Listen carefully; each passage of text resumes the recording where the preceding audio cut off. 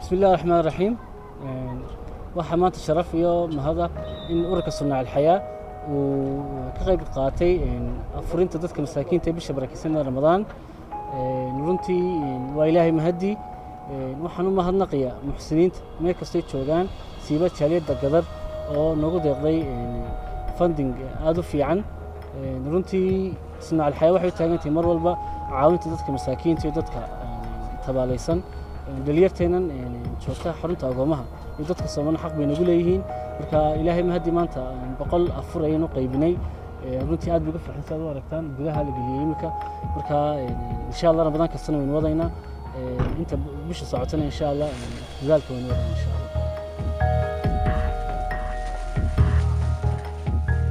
kale aynu qaybinay waxa kamid ah xarunta dadka naafada labada saldhigee New Hargeysa iyo saldhiga dhexe askarteenu qaybinay runtii xaq badan noogu leh iyo xarunta nimka joogno agoomaha isku duuduubo totalka guud waxaynu qaybinay alxamdulillah Ramadaantan jimcahan maanta 600 afur insha Allah maalmaha dambeena tirada intaas way ka badan doontaa.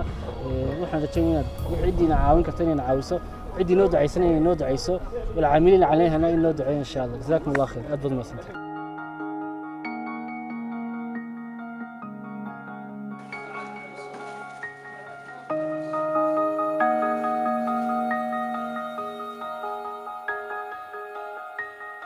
runtii waxaa noo sharafa noo farxada inaynu maalintii labaad bilownay mashruucii afurinta masaakiinta iyadoo jimcihii hore aynu ilaahay mahadi ku guuleysanay inaynu in ka badan 600 afur u sameeyno walaalaheen.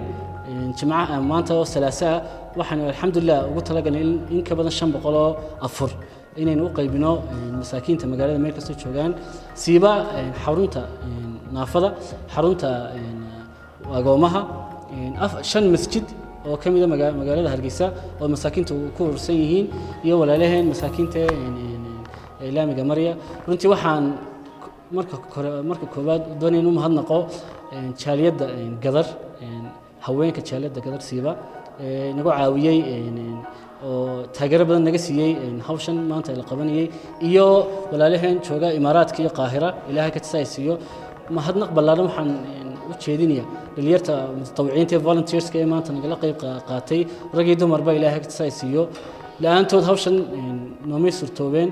marka iyagana waxaan leeyahay jazakumullahu khayr jazaa sadaqad baxsateen xoogina ku shaqeyseen Ilaahay ajar xasanad badan ka rajaynaya inaad jannada ku gaarsiisaan insha Allah nabiyina kariim. runtii Sunnac al-Hayaa waajibay u aragtay inay hawshaas oo kale qaadato markaynu islaam ahaan iyo muwaadin ahaan ka hadlaynaba waajib qof kasta saaray in la saaciyo mabda takaafulka ijtimaaciga la sameeyo. aad baan idin u mahadsantihiin. assalaamu calaykum.